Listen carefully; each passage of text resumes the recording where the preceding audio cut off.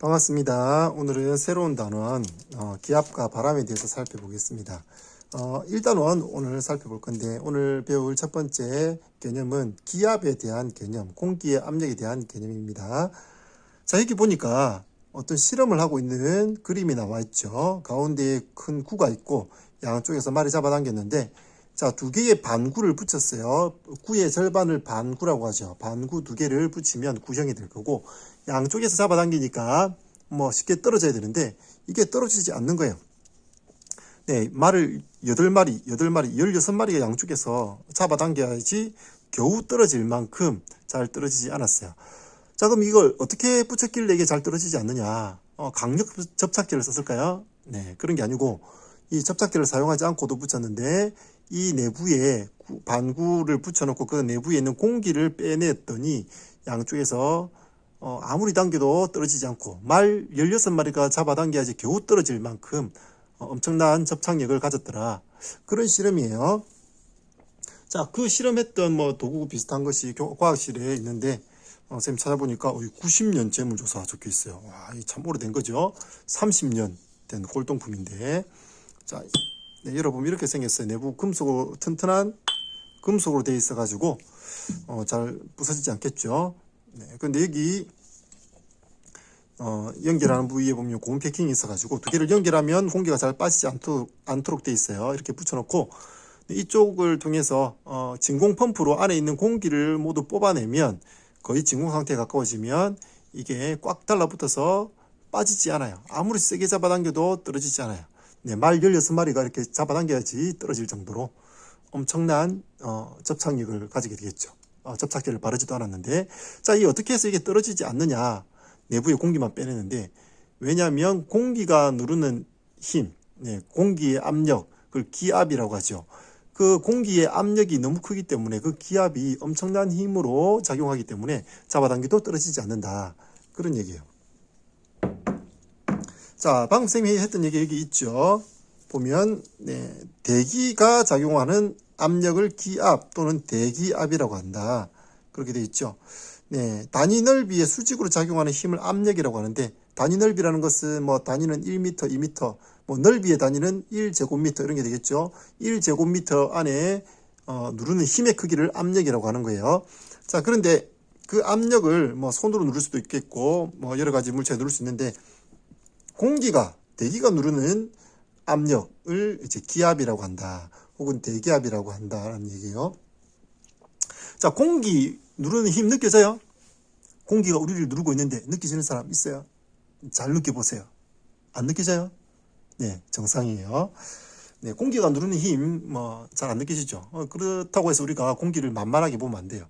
공기가 우리 누르는 힘 너무 작아서 잘 못 느끼는 것 같지만 사실은 작지 않아요. 엄청나게 큰 힘으로 공기가 우리를 누르고 있는데 우리는 그걸 왜 못 느끼느냐 하면 우리는 태어나서부터 지금까지 늘 공기가 누르는 힘, 기압을 받고 대기압 속에 살았기 때문에 대기압이 없는 곳에서 있어 본 적이 없기 때문에 우리가 공기의 압력을 당연하게 여기고 잘 못 느끼고 있는 거예요. 그렇지만 그 힘은 엄청나게 크다라는 내용이 오늘 핵심 내용이 되겠는데 자, 여기 반구 안에 처음에 두 개를 열었을 때 열려있을 때 바깥에 있는 공기가 그대로 안에 들어가죠.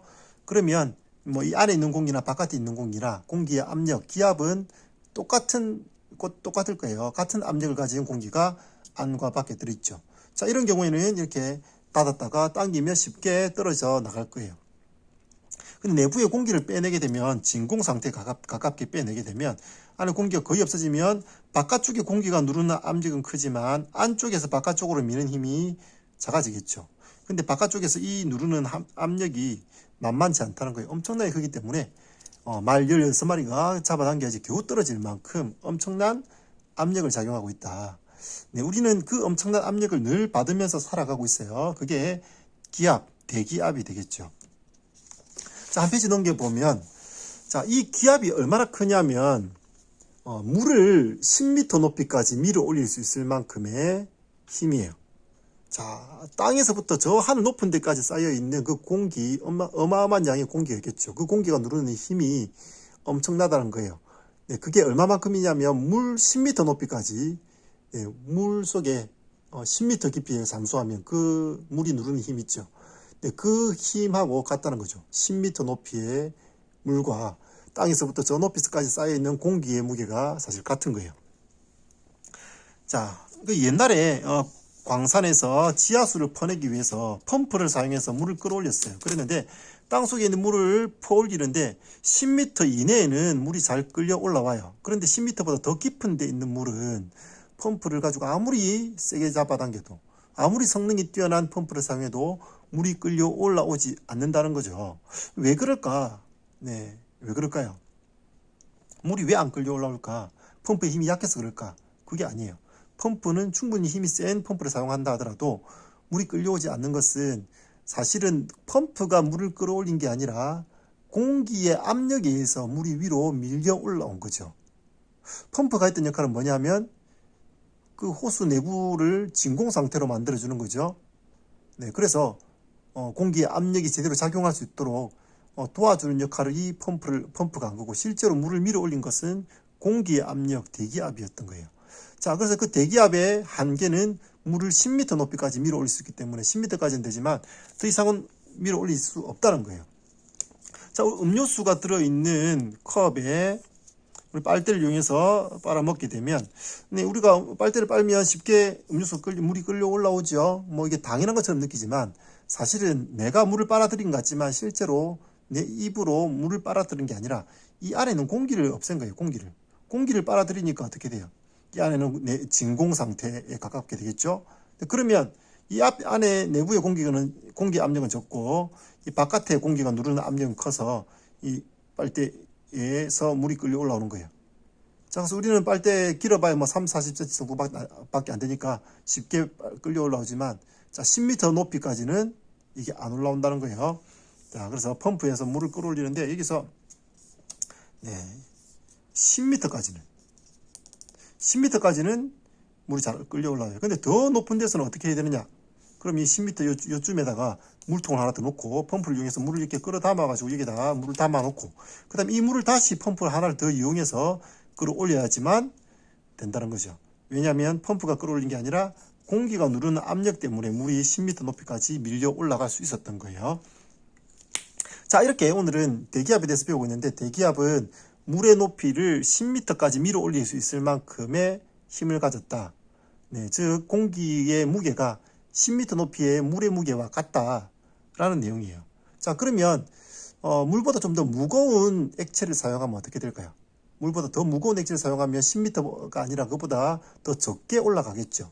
그래서 가장 무거운 액체가 뭐냐면 수은이에요. 수은은 금속이죠. 금속인데 상온에서 액체 상태로 있는 금속이에요. 금속이기 때문에 굉장히 무겁겠죠.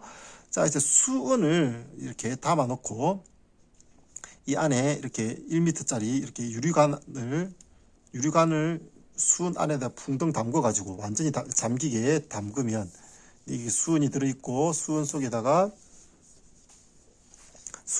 이 관을 이렇게 딱 완전히 넣어서 안에 공기가 없도록 수은이 꽉 차도록 담아요. 그렇게 해서 이걸 똑바로 세우게 되면 어떻게 돼요?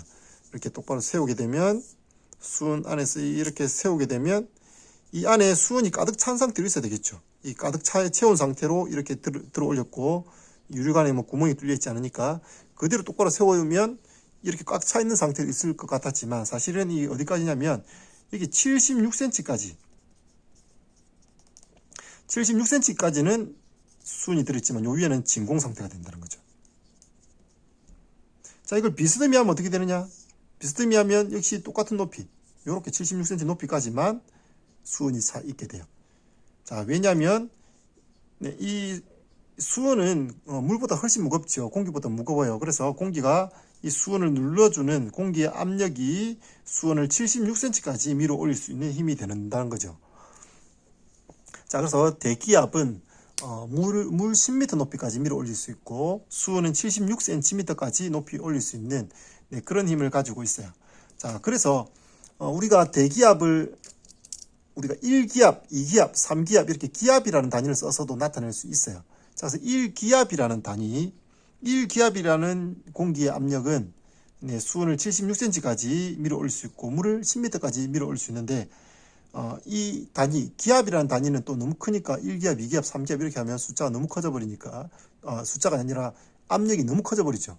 우리 공기의 압력이 실제로 2기압이 될 수는 없죠. 1기압에서 날씨에 따라서 1기압에서 조금 올라가거나 조금 낮아지거나 이렇게 왔다 갔다 할 수 있어요. 네, 그래서 이제 기압이라는 단위를 1기압, 2기압 이렇게 쓰지 않고 어떤 단위를 쓰냐면 헥토파스칼이라는 단위를 쓰고 있어요. 그래서 기압을 나타내는 단위로는 헥토파스칼을 쓴다 이렇게 돼 있죠. 이 헥토파스칼이라고 썼는데, 자, 1기압이라는 것은 정의는 수은 기둥, 아까 앞에 얘기했던 수은 기둥이 76cm까지 밀어 올릴 수 있는 이만큼의 대기의 압력을 1기압이라고 정의했어요. 이렇게 1기압은 수은 기둥 76cm까지 밀어 올릴 수 있는 힘이다 이렇게 정의했고, 1기압이라는 압력을 헥토파스칼이라는 단위로 나타내면 약 1기압은 1013 헥토파스칼이 해당된다. 그리고 이 힘은 물을 약 10m까지 밀어 올릴 수 있는 그만큼의 힘이다라는 얘기죠. 그래서 1기압이라는 것은 76cm의 수은 기둥의 압력과 같고, 이것을 1013 헥토파스칼, 헥토파스칼이라는 단위로 쓰면 이렇게 되겠고, 이거는 물을 10m 밀어 올릴 수 있는 힘이다 그랬어요. 자, 여기 기압의 단위 헥토파스칼이라는 단위가 나오는데, 파스칼은 과학자 이름을 딴 거예요. 과학자 이름을 따서 과학에서 단위를 많이 만들고 있죠. 그래서 압력, 기압의 단위를 파스칼이라는 단위를 쓰는데 그 앞에 헥토라는 걸 붙인 거예요.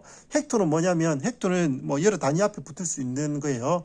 뭐 센티미터, 킬로미터, 뭐 밀리미터, 뭐 이렇게 단위 앞에 어떤 숫자, 어떤 걸 붙이죠. 이렇게 붙여가지고 네, 이게 단위를 크게 만들기도 하고 작게 만들기도 해요. 뭐 센치, 밀리 이런 것은 밀리는 1000분의 1, 뭐 센치는 100분의 1 이런 뜻이죠. 좀 더 크게 만들려면 네, 킬로미터, 킬로그램 하면 킬로는 1000이라는 뜻이죠. 근데 이제 헥토라는 것은 헥토는 100이라는 뜻이에요. 그래서 헥토파스칼의 헥토는 100을 뜻하는데 1헥토파스칼은 100파스칼과 같은 거죠. 네, 그래서 자, 헥토파스칼이라는 단위, 기압을 나타내는 단위를 쓰는데 1013 헥토파스칼이 1기압이다. 네, 이거 기억해 주시고, 이 1기압이라는 압력은 수은 기둥을 76cm 밀어 올릴 수 있고 물을 10m 밀어 올릴 수 있는 힘이다. 네, 이런 내용까지 오늘 살펴봤습니다. 네, 다음 시간에 봅시다.